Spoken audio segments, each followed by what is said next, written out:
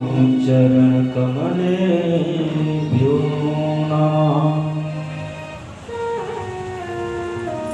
श्री गणेशाय नमः। श्री वेदपुरुषाय नमः। श्री सरस्वती नमो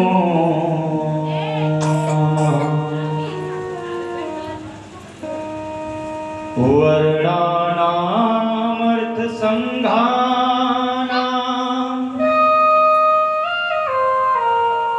छन्दसामपि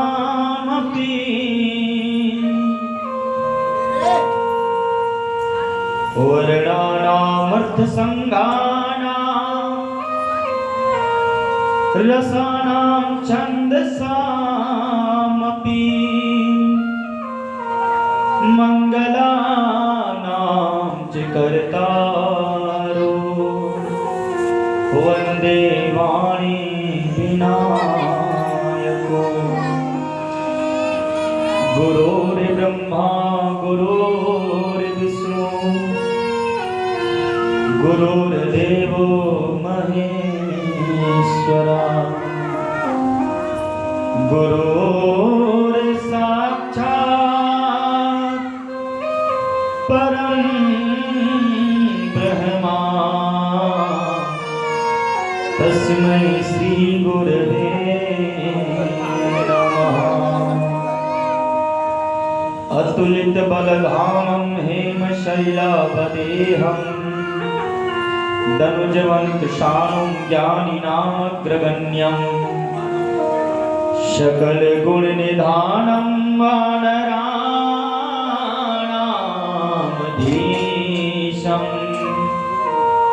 रघुपतिप्रियभक्तं वातजातं नमामि। सच्चिदानन्दरूपाय विसहोत्पत्यादिहेतवे तापत्रयाविनाशाय श्रीकृष्णाय वयं नमः। नैनं छिन्दन्ति शस्त्राणि नैनं दहति पावकः न चैनं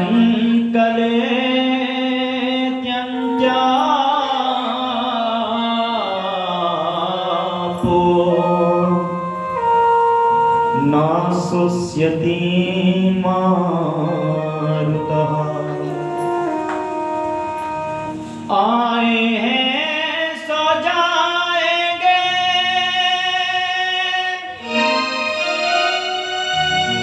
राजा रंग फकीर। कोई सिंहासन चढ़ चले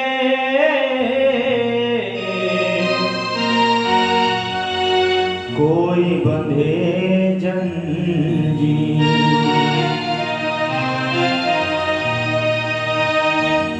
दो बातन को याद रख जो चाहे कल्याण। दो बातन को याद रख जो चाहे कल्याण। नारायण एक मौत को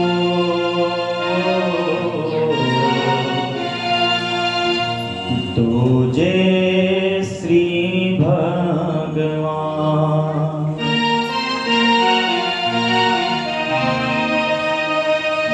परम मंगलमय परम प्रातपर अखिलेश्वर कारण करुणा वरुणालय भक्त वंचित कल्पतरो श्री तड़दीप विनंदित पीताम्बरधारी बालकृष्ण लाल की वांगमयी प्रतिमूर्ति श्रीमद् भागवत महापुराण एवं श्री गरुड़ पुराण। स्वर्गवासी आदरणीय श्री तीर्थनाथ महातो जी का निधन होने में आज 9वां दिवस हो चुका है। सायंकाल की वेला कथा प्रारंभ हो चुकी है। उस दिवंगत प्राणी से विनम्र निवेदन है इस व्यासपीठ के मंच से कि आप जहाँ कहीं पे भी हैं, आप इस कथा पंडाल में पधारें और भगवान की कथा श्रवण करें, क्योंकि आपके महान पुत्रों ने आपके नाम से श्रीमद् भागवत की कथा एवं गरुड़ पुराण की कथा करवा रहे हैं।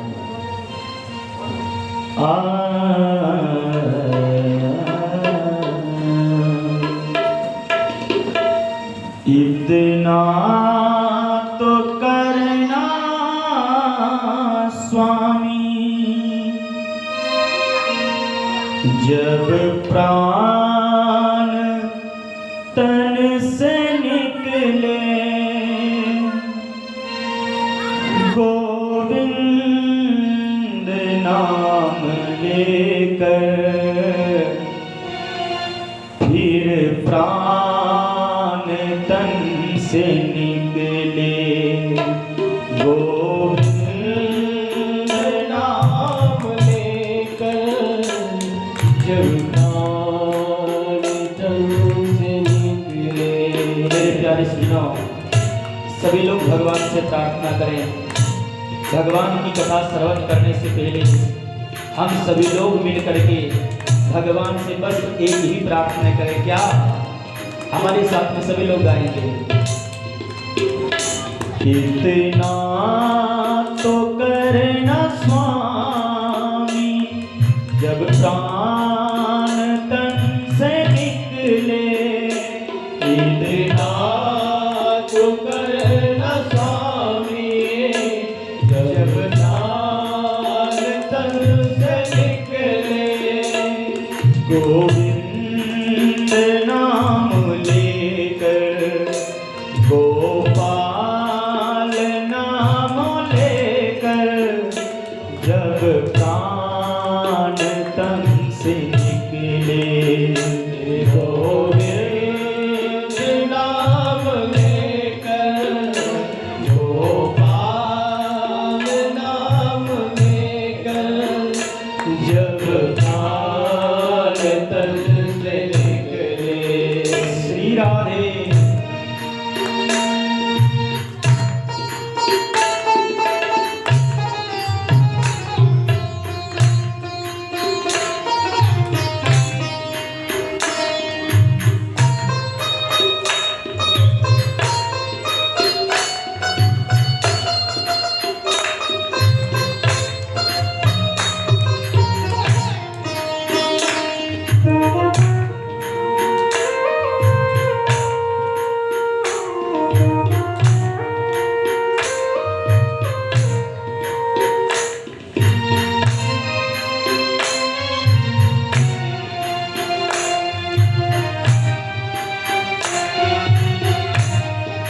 मेरे प्यारे सज्जनों, भगवान से यही प्रार्थना करें कि हे परमपिता परमेश्वर, जब मेरी मृत्यु नजदीक हो, मेरा प्राण जब निकलने वाला हो, तो हे भगवान इतनी कृपा करना, आपका नाम मेरे मुख पे आ जाए, आपका दर्शन हो जाए और श्री गंगा जी का तट हो, यमुना का बंसी बट हो, गंगा जी का तट हो, यमुना का बंसी बट हो।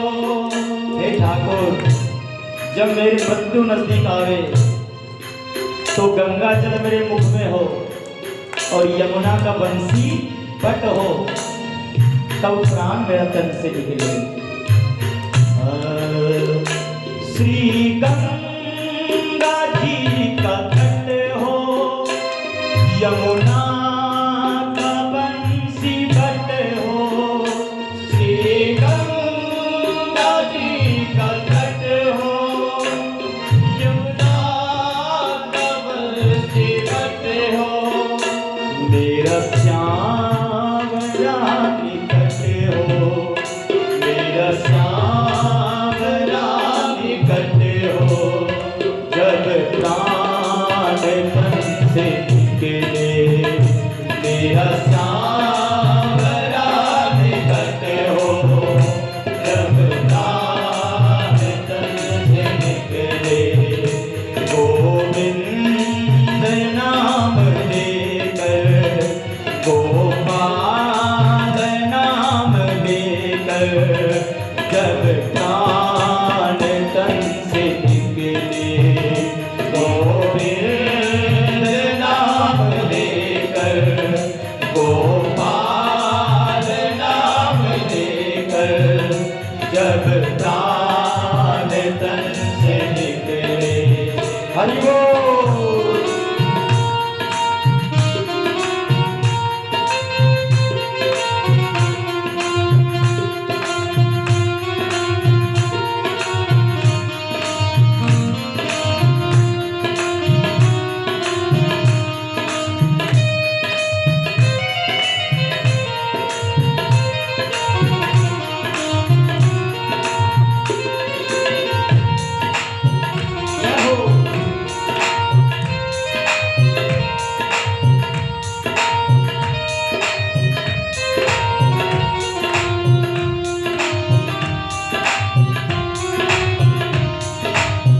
और क्या, श्री वृंदावन स्थल हो, मेरे मुख में तुलसी दल हो, श्री वृंदावन स्थल हो, मेरे मुख में तुलसी दल हो, श्री वृंदावन स्थल हो, मेरे मुख में तुलसी दल हो, श्री वृंदावन स्थल हो, मेरे मुख में तुलसी दल हो। हे प्रभु, जब मेरा प्राण निकले ना तो मेरे मुख में तुलसी दल जरूर रहना चाहिए। इतनी कृपा कर देना प्रभु। और विष्णु चरण का जल हो, विष्णु चरण का जल हो, जब प्राण तन से निकले, जब प्राण तन से निकले, इतना दुख न स्वामी, इतना दुख न स्वामी, जब प्राण तन से निकले, स्वामी, जब प्राण तन से निकले। जय हो।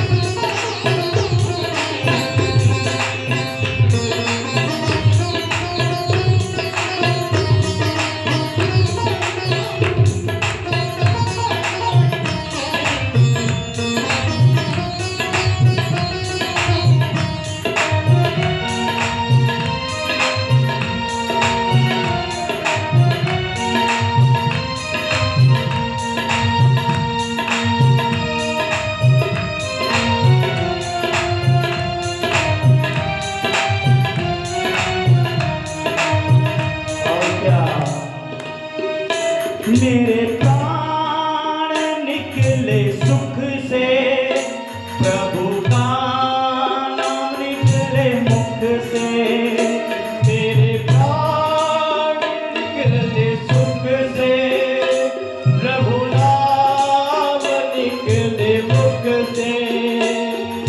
मेरा प्राण सुखी से निकल जाए और उस वक्त आपका नाम मेरे मुख पे हो। बच जाऊं घोर दुख से, बच जाऊं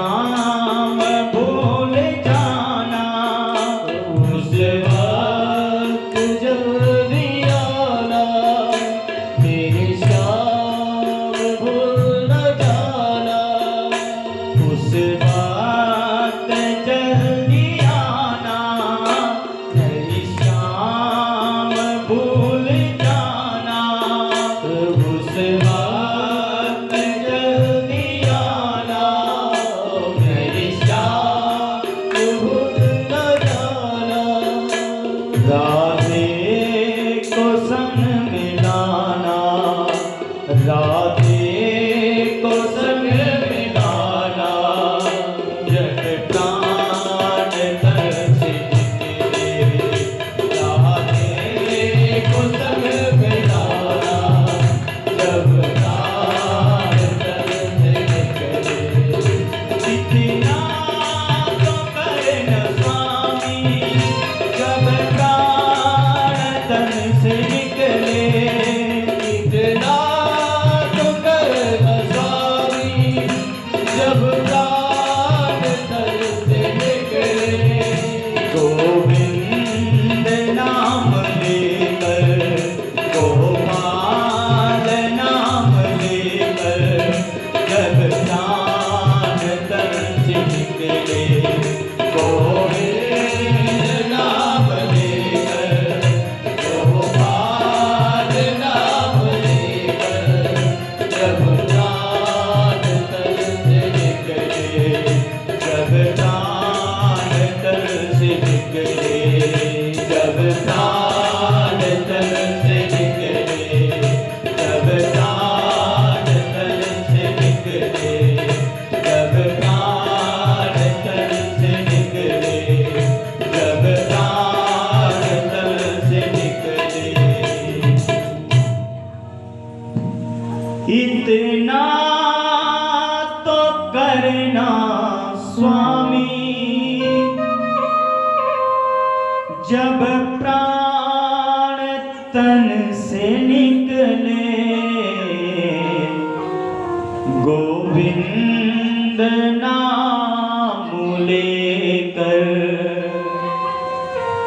गोपाल नाम लेकर, जब प्राण तन से निकले। बोल वृंदावन बिहारी लाल की जय हो, बोल श्री राधे रानी की जय हो। मेरे प्यारे सज्जनों, कल की कथा में आप लोगों ने श्रवण किया,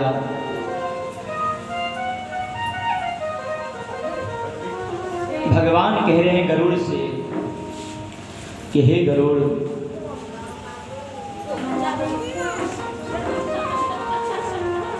प्रथम दिन पिंडदान होता है, उस पिंड का 4 भाग होता है। 2 भाग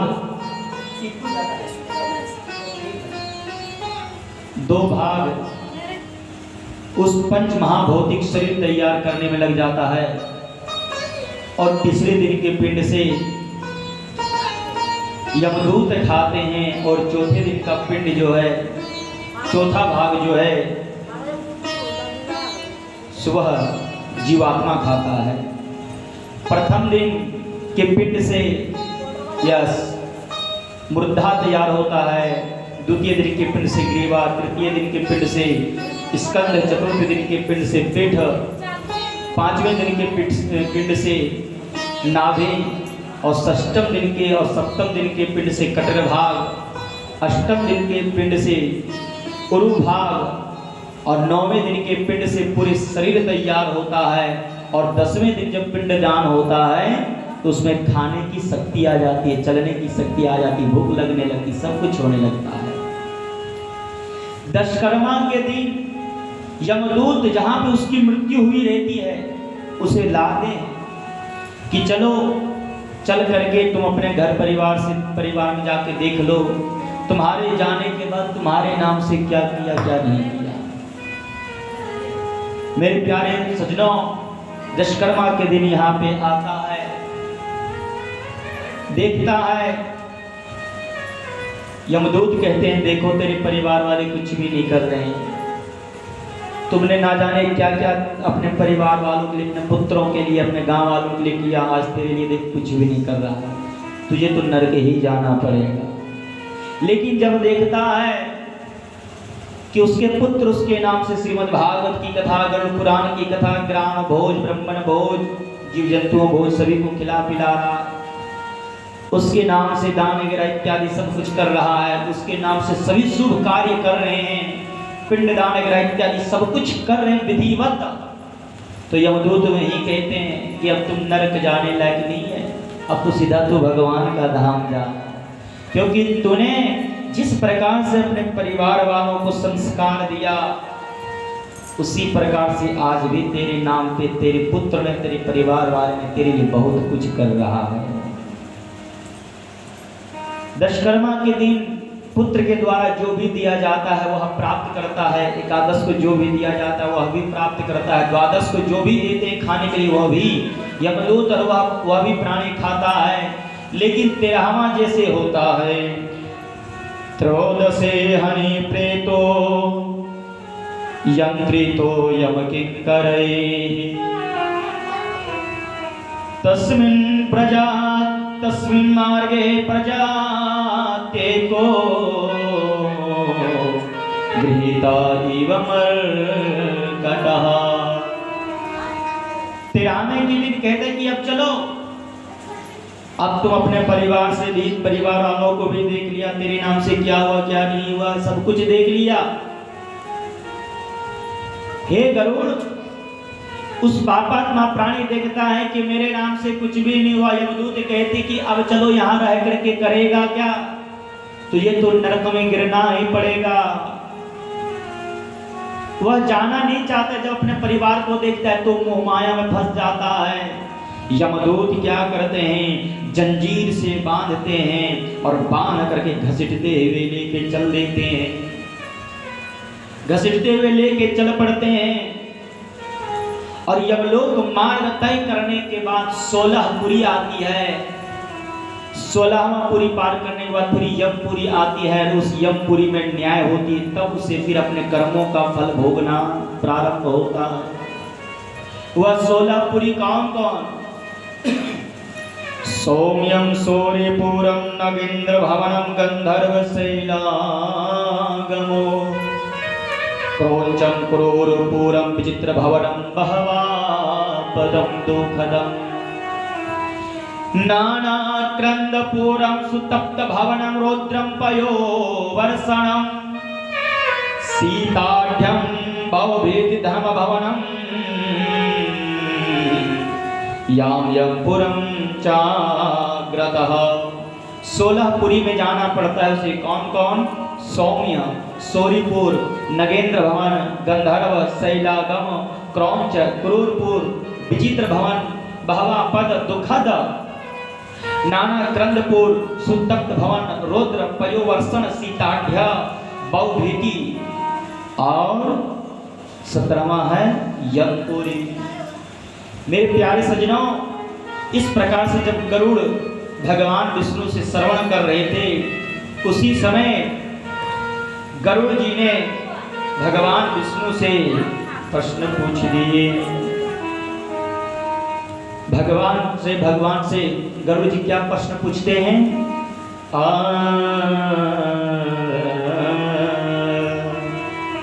कीदृशो यमलोकस्य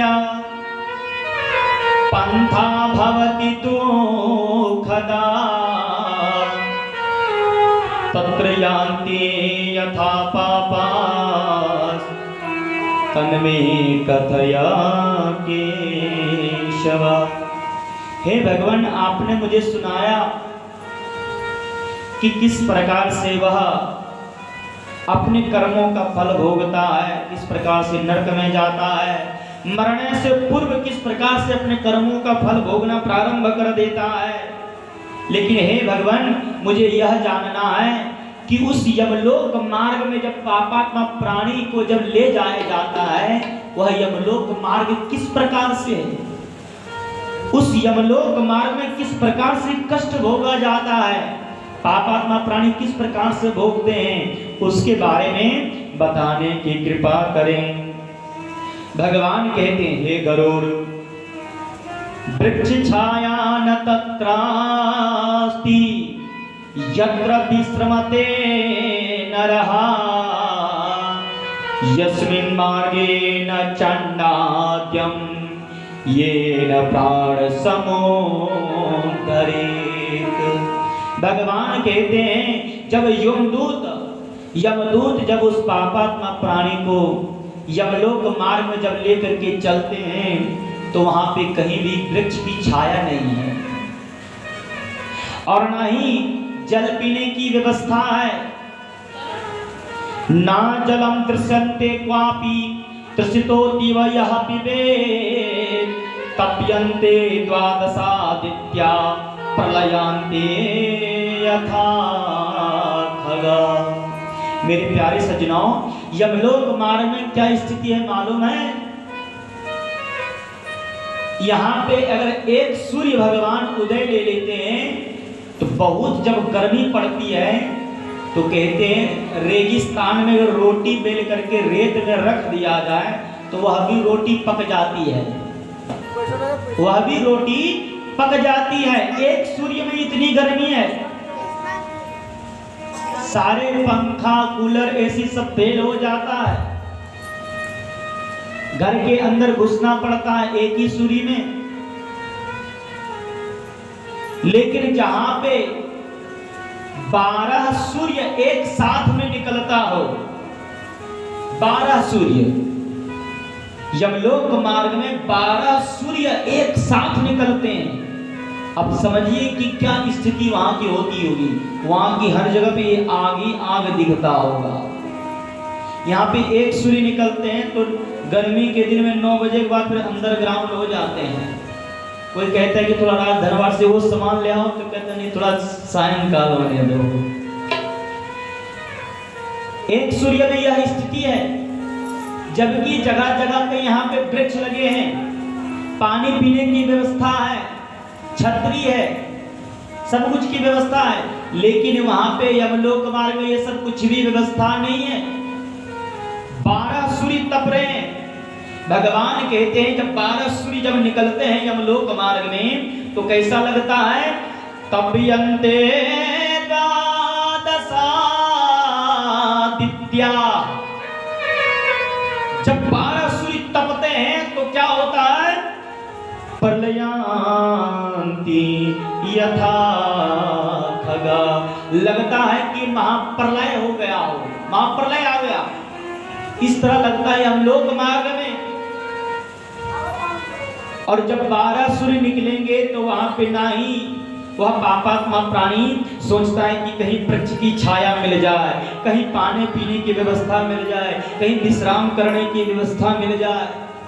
लेकिन मेरे प्यारे सज्जनों, ये सब कुछ भी नहीं मिलता है।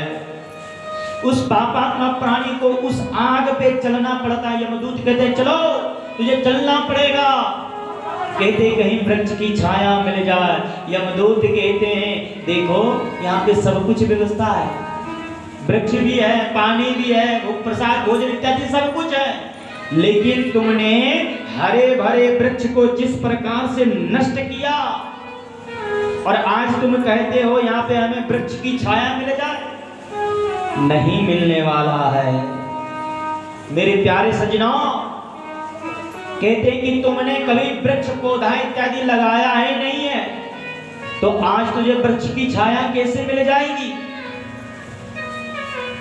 हरे भरे वृक्ष को अपने जानवरों से, अपने पशुओं से खिला पिला देता है, कोई अगर लगाता भी है तो उसे खिला देता है, तो आज वृक्ष की छाया खोज रहे हो तो कैसे मिलेगा? मेरे प्यारे सज्जनों, शास्त्रों में वर्णन है कि अगर एक वृक्ष आप अपने स्वार्थ से अगर आप उसको नष्ट किए हैं, काट दिए हैं, तो उसके बदले में अगर 100 वृक्ष लगाएंगे ना, फिर भी माफ नहीं होने वाला है। मेरे प्यारे सज्जनों, एक वृक्ष लगाने का, एक यज्ञ करने का फल कितना होता है, उतना एक वृक्ष लगाने में प्राप्त होता है, और उसको हम लोग नष्ट कर देते हैं। आज तुम बबूर का पेड़ लगाया है तो कांटा ही मिलेगा, आम थोड़े ही मिलेगा। आज हमने हरे भरे वृक्ष को नष्ट कर दिया, तो वहां पे जब यमलोक मार्ग में चलेंगे तो वहां थोड़े ही वृक्ष मिलने वाला है। कहते हैं प्यास लगी है, हमें पानी पीने के दे दो। यमदूत कहते तेरे दरवाजे से कोई प्यासा भी चला गया था। होता है, अपने घर के सामने कुंड बनवाते हैं, नदी बनवाते हैं या डिब्बा वगैरह रख देते हैं, उसमें पानी इत्यादि भर देते हैं। अपनी गैया आती हैं, अपने जानवर आते हैं तो उसके ढक्कन हटा देते हैं कि पी लो, अपने घर का है। लेकिन जिसे दूसरे घर में पड़ोसी घर के आते कहते नहीं ये तो दूसरे घर का है, काय को पीने देंगे इसको, इसमें बहुत सारे रोटी बासी भात इत्यादि फेंक के इसको ढक दो। वो थोड़े ही समझ रहा है, जो प्यासा है, जो जानवर आ रहा है, वो थोड़े ही समझ रहा है कि तेरा और मेरा, तेरा मेरा तो हम में और आप में चलता है। वो तो प्यासी है, वो तो पानी पीने के लिए आपके दरवाजा पे आई है। लेकिन आप कहते हैं ये पड़ोसी की गैया है, पड़ोसी घर में दूध देती है, हम थोड़े पीने देंगे, इसको ढको। और वह जब प्यासी चली जाती है, गैया मैया इत्यादि और भी जानवर जब प्यासे आपके घर से, जब घर के दरवाजे से निकल जाते हैं, तो चित्रगुप्त जी महाराज कहते हैं चिंता मत करो, सारा कुछ यहाँ पे नोट हो रहा है, हिसाब किताब सारा कुछ होगा। अपने जानवर आते हैं तो खोल देते हैं, दूसरे के आते हैं कहते हैं अभी भी तो मेरा बेटा खा रहा था, रोटी छोड़ दिया, छीन तो फेंके, उसका अगर ककाई खाएगा। इसलिए मेरे प्यारे सज्जनों, मैं सत्य कहता हूँ, प्यास ये कभी नहीं समझती है, भूख ये कभी नहीं समझती है कि फलाने घर का है, मेरा घर का है। आपके घर से अगर कोई प्यासा चला गया, आप अगर कभी वृंदावन गए होंगे या वृंदावन आइए, मेरा आश्रम का नाम है श्री सुदामा कुटी। देखिएगा वृंदावन क्या, आप सिर्फ यहाँ से झारखंड बिहार से बाहर निकल जाइए, यूपी जो राजस्थान वगैरह में रहते होंगे, बहुत भाई लोग रहते होंगे, देखिएगा हर एक घर के सामने मटका लगा हुआ रहता है और एक व्यक्ति बैठा हुआ भी रहता है। आप रास्ते से निकल रहे हैं तो कहेगा आप पानी पी लीजिए, जल पी लीजिए, बहुत ठंडा है, शीतल है, गर्मी के दिन में। और छत पे बहुत बड़ी सुराही यानी कि मिट्टी का बर्तन रख दिया है, पानी उसमें डाल दिया है, कितनी चिड़ियां निकल रही है, पानी पी करके आशीर्वाद देते हुए जा रही है। और हम लोग छत पे क्या रखते हैं, कुछ भी नहीं, एक दाना तक नहीं रखते हैं। वृंदावन में हर एक जितनी भी मकान बनती है, बाथरूम बने या ना बने, लेकिन चिड़िया के लिए ऊपर में जरूर मटका बन जाता है सीमेंट का पानी पीने के लिए। सबसे पहले वही बनता है छत ढलाई होने के बाद। क्यों? आप सोचिए, आपके घर के ऊपर से जितने भी पंछी जा रहे हैं, प्यासे जा रहे हैं, या चींटी अगर आपके छत पे जो घूम रहे हैं, प्यास के बगैर, पानी प्यास के बगैर वो मर जा रहा है, तो क्या हो रहा है, वो श्राप ही मिल रहा है ना। और जो भी आपके छत से पानी पी के चिड़िया निकल जाएगी ना, वो आशीर्वाद देते हुए निकलेंगी। न्यूज में कभी कभी सुनते होंगे कि फलाने जगह पर करोड़ों की संख्या में कितनी चिड़िया मर गई। क्यों? क्योंकि हम लोग पानी की व्यवस्था रखते हैं, सिर्फ अपना उदरम भरो जीवा वरह काकुट भाषणा, सिर्फ अपना पेट भरने में लगे रहते हैं। अरे भैया, कम से कम समाज की सेवा करो, लोगों का कल्याण करो, लोगों का उपकार करो, तभी ना वहां पे भी व्यवस्था का होगा।